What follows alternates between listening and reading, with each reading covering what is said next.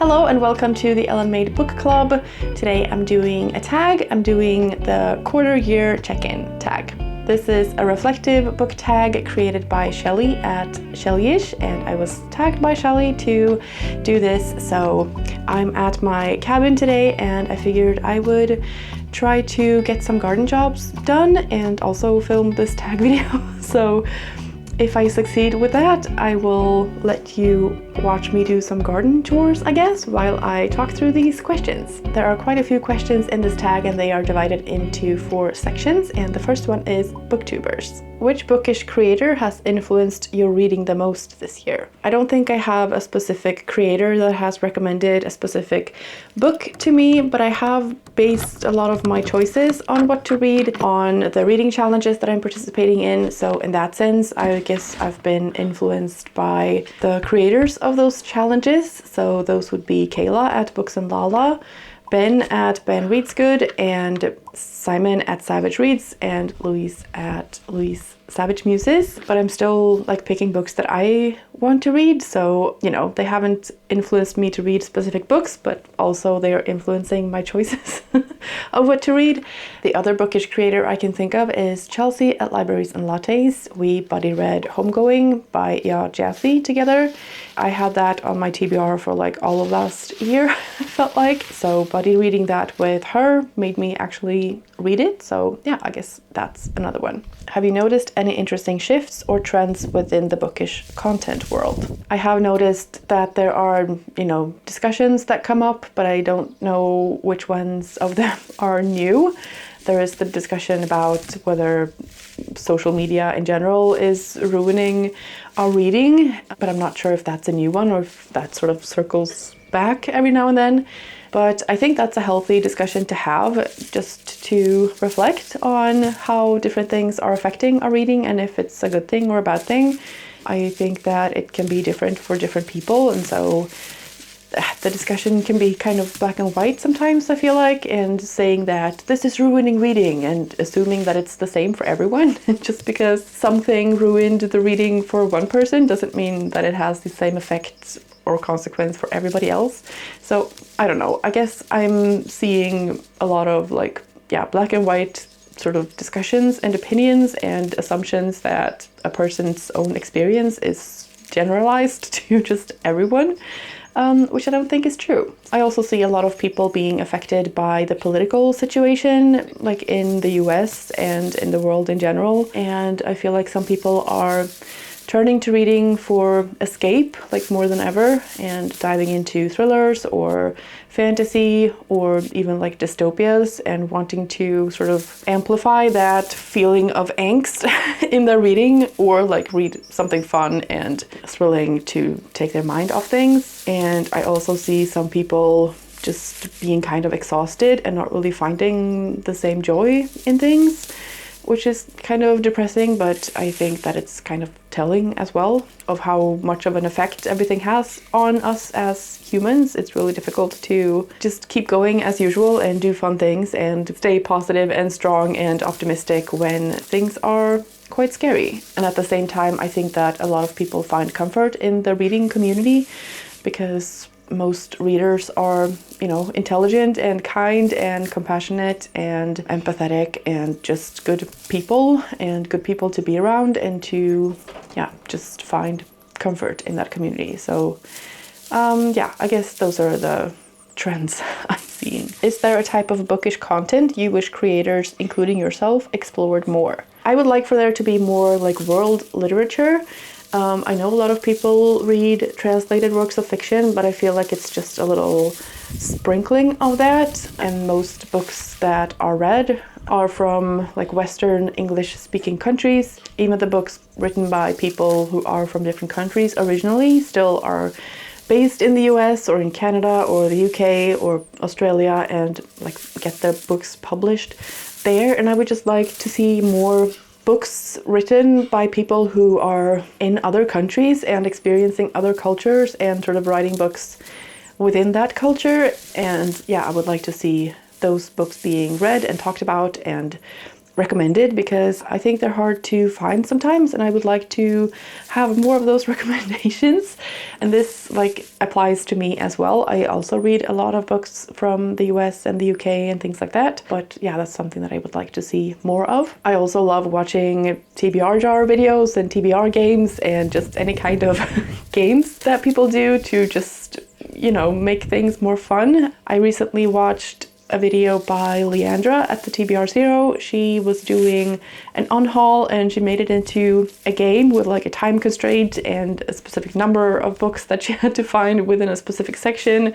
And it was just a lot more fun to watch and see the chaos and panic that the game created, rather than just like pulling books off a shelf. And so I just wish more people did more things like that. It's just fun to watch people try out ideas. I know there are people doing games, including myself, that have been around, like TBR jars or TBR board games or scavenger hunts and things like that. And I would just like to see more people create their own things and create their own games and just try their own ideas. I would love to see that. What's a book recommendation you took from a creator that completely paid off? The book that comes to mind that I have read this year is Bunny by Mona Awad. I've heard a lot of creators mention that book, but I think I first heard about it from Lucy Wood a few years ago, and I've been wanting to read it ever since, and now I finally did, and I loved it. If you could collaborate with any bookish creator for a unique project, who would it be and what would you do? I have actually collaborated with another creator recently, and that video is coming out soon-ish, even though they did most of the heavy lifting, but still. Other than that, I'm not really looking for more obligations right now, and so even though I think that collaborations are really fun and I would love to do them in the future, right now I'm kind of just wanting to do my own thing and shifting focus to myself and my own interests and reading whatever I want to read and not be so focused on what other people might like or want or enjoy or expect from me. And that is 100% a me thing. It's just where I'm at the moment with my own journey in my personal life. And so, yeah, I'm just trying to be very mindful of that. And so as much as I would love to collaborate more, I'm also really intentional about not doing that. I'm also doing my own diversity book bingo this year, and that is already like a big project for me, even though it's, you know, set up and everything, and now all I have to do is read. But it's still something that's like on my mind and a project that I have committed myself to, and so that's enough for me. I am very curious to hear what other people are reading for that challenge if they're participating. I see a lot of books saved on the Storygraph challenge. There are like 700 books saved on all of the different prompts on there, and so it's really fun to browse the prompts on there and just see what people have picked out. But I haven't seen like one person talk about what books they are going to read for the challenge, and so I'm really curious about that. So if anybody wants to do that, I would definitely want to watch videos like that. I haven't done one myself yet, but that's coming too. So yeah, I guess that's the only thing I can think of. Has your relationship with the bookish community changed in any way this year? I think my decision to take a break from the book club that I started last year has been a bit of a change. There are a few people who were very active in that book club that used to comment and like take part in the discussion, which was really fun, and I don't really hear as much from them anymore. Which I would love to. I don't blame anyone for that, and I'm still happy with that decision because I needed to, take some obligation off of myself. But yeah, that's one change that I can see. Other than that, I think that relationships with other bookish creators are like evolving all the time and have been doing so this year as well. And so there are some connections that have been made that turn into more like deeper friendships or like deeper connections, and others that turn into more of like an acquaintance or like people drift around and finding their clique to be in here on Booktube. and there are always new creators popping up and like new friends to get to know, so I feel like that's always evolving. The next section is called the trends and patterns in your reading, and the first question is, are you reading more or less than you expected? In terms of numbers of books read, I'm a little bit ahead of my reading goal, so I guess I'm reading more than I had expected, but it's also been very up and down, like month to month, and that is how it usually is, so I think I'm just on track. Are you reading more backlist or new releases? I've been reading a little bit of both, but I've definitely read more new releases this year than last year, and that is intentional.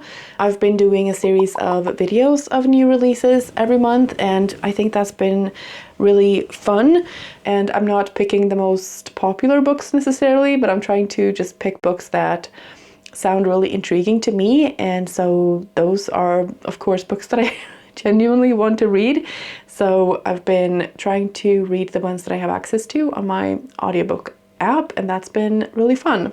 Have you been reading books you already own, or are you picking up library books or borrowed books? A little bit of both, I think. I have borrowed a lot of books from the library because they have been suggestions that I made for the library to purchase, and then they did, and so then I get them. But I think I've mostly read audiobooks or listened to audiobooks because that's been what's been working for me, and with the new releases and everything. So yeah, a little bit of both. What's the longest and shortest book you've read so far?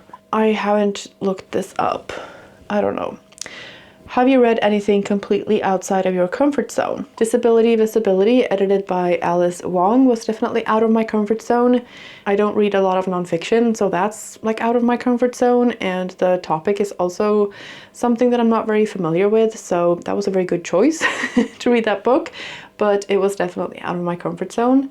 I also read a childhood favorite, which was like a middle grade book, which I don't read a lot of either, so in that sense it was out of my comfort zone, but it was also the most comforting book that I've read this year, so yeah. Have you noticed any patterns in the kinds of books you're drawn to this year? I am making an effort to read more diversely, but I'm also finding myself drawn to fun books and having fun with my reading. I feel like I'm needing very engaging reads, either because they're fast-paced or intense in some way, you know, books that really hold my attention. I'm feeling a bit restless and impatient, and so I don't feel like I have the capacity for something that would require a lot of empathy or brain power. I just want something that I can't put down, and nothing too slow or serious. Have you been more intentional with your reading, or has it felt more like following whims and impulses? I'm not sure how to answer this question because it's kind of both. I've had an intention to read more on a whim or more on an impulse, to mood read more, and I feel like I have a little bit, but maybe not enough. I'm still kind of boxed in with all of the reading challenges that I'm doing and the books that I had picked out for that, but I'm also like struggling a little bit with that box, feeling the need to break out of it even more and just read whatever I want whenever I want to, and not think about anything, and not, you know, checking off any boxes. So I'm probably still too intentional with my reading and still like too strict with my TBRs and all of that. I think I need to be a little bit more loose with it all and just pick out whatever I'm interested in at the moment. The next section is about reading goals and challenges. Are you on track with any reading goals or challenges you set at the beginning of the year? I did make a video about my reading goals at the start of the year, so I will have that linked in the description.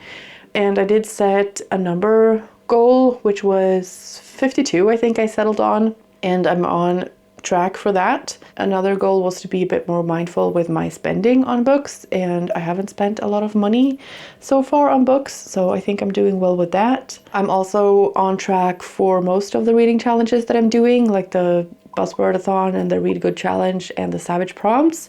The ones I'm a bit behind on are the Climathon and the Classic 6, but I still have time, and those don't include as many books as the other challenges, so I think I'm doing fine on that. And I'm also not like super strict with completing all of the challenges. They are supposed to be for fun, and so if I don't finish all of them, I'm not going to be upset about it. It's just something to keep me mindful throughout the year. And so yeah, I'm doing pretty well with that, I think.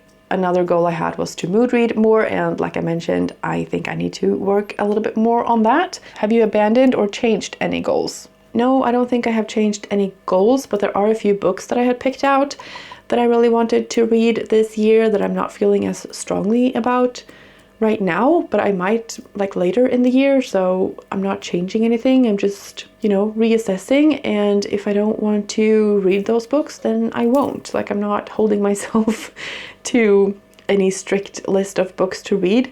That was just a way for me to narrow down my choices a little bit, because I get confused when there's like too much to choose from, but at the same time, like, it's only supposed to be helping me. And so if I don't feel like it's helpful anymore, then I'm not sticking with it. Are there any books you still really want to get to before the end of the year? Yes, definitely a lot of books, but I'm also not super strict with like reading them this year or next year. Or like, I think that my focus needs to be more on reading whatever I'm interested in at the moment, and not so much focused on which particular book I need to have read by a certain date, because it just doesn't matter. Life is here and now, so it doesn't matter what year I read a specific book in. The important thing is that I enjoy it whenever I read it, and so if I'm not in the mood for it now, it doesn't make any sense to force myself to read it this year, And then the last section is called Personal Reading Reflection. What's the most disappointing book you've read? There were a few new releases that didn't really live up to my expectations, and those were Killer Potential by Hannah Deach, Count My Lies by Sophie Stava, and The Strange Case of Jane O by Karen Thompson Walker. So those were definitely disappointments, but I think the biggest one in terms of like expectation versus reality was Forgotten on Sunday by Valérie Perron. I had really high hopes for that book. It sounded very interesting, and I thought that the premise gave me a certain vibe, and the book itself did not match that at all, and so that was a big disappointment. Yeah, I'm not really sure what I was expecting, but it wasn't that, and I wasn't pleasantly surprised. Which book surprised you the most, in a good way or a bad way? I think I would have to say Disability Visibility by Alice Wong, and that definitely surprised me in a good way. I was just surprised by how engaging that book was to read and how many stories there were in there. Yeah, I was definitely pleasantly surprised by that one and would highly recommend. Have you discovered any new favorite authors? Pretty much all of the books that I have read are either debut novels or the first book that I have read from the author, so it's hard to call them favorites, but there are some that I want to read more from. Mona Awad is one of them, as well as Oingan Braithwaite and Julia Armfield. The books that I've read from them are all a bit dark and weird, and I really enjoyed them. I would also read more from Roisin O'Donnell and Allegra Goodman, because I think that they are really good writers and storytellers. I would also like to try something else from Megan Collins, not because the writing was amazing necessarily, but it was good enough, and I just had a really good time with Cross My Heart. Have you DNF'd any books, and if so, why? I have DNF'd one book, and that was Killer Potential by Hannah Deach. I didn't like the writing style at all. The book has such a strong opening plot-wise, but the writing style made it lose all of that momentum, and I just lost interest. It was also very repetitive, which I found very annoying. Which book has resonated with you the most this year, and why? I think I would say Bunny or Nesting. Bunny just spoke to me on a satirical level, pointing out some things in female friendships and just annoying behaviors in a very fun and sort of brutal way. It was a very engaging read, which is exactly what I need at the moment. Nesting was also a very engaging read. It has a very different vibe from Bunny, but it was very immersive and just really, really good. Which book challenged your perspective or made you think differently about something? Again, I would have to say Disability Visibility. It is just very eye-opening, and it highlights societal issues that I had never considered before, because some of them are just so mind-bogglingly stupid. I couldn't even have thought them up in my head. They're just so ridiculous, but have heartbreaking consequences. And so, yeah, that's definitely a book that made me think differently about some things. What is the best book you've read so far this year? The ones that are sort of objectively the best are probably Nesting, Homegoing, and Disability Visibility. But the ones that I enjoyed the most were probably Bunny and Ronja Rövardotter in very different ways. Those were all of the questions. I hope you enjoyed this video. If you want to do this tag yourself, please consider yourself tagged.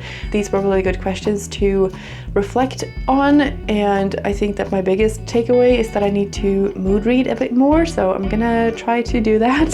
Thank you so much for watching. I hope you're having a fantastic day, and I will see you in the next one. Bye.